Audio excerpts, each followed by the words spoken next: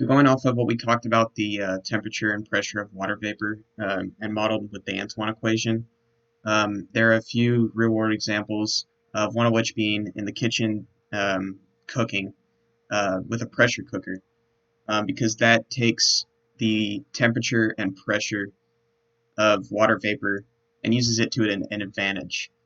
Um, so if we model it using a closed container with the lid, and it's usually insulated. And the reason it stores a heater below, but it also helps withstand the pressure that the pressure cooker ends up having to take. So if we just model some sort of food, potatoes, whatever, um,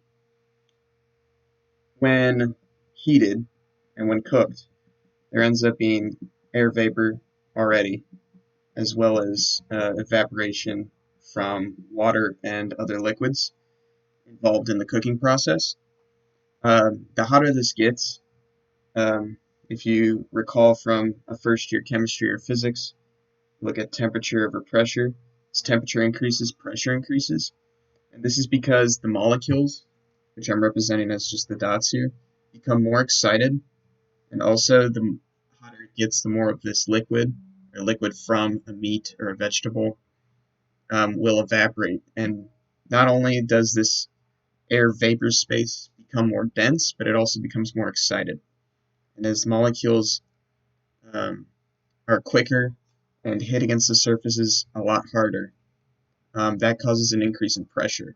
What a pressure cooker does, it actually holds that pressure in so that it can raise the temperature without using increase in energy um, and without having um, any sort of explosion or just malfunction.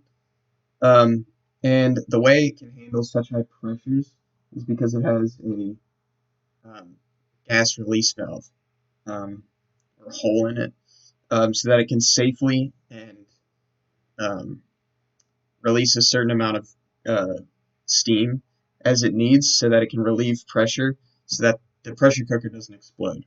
Basically, what a pressure cooker does is it just holds in that extra pressure, which raises the temperature and helps cook faster and more effectively.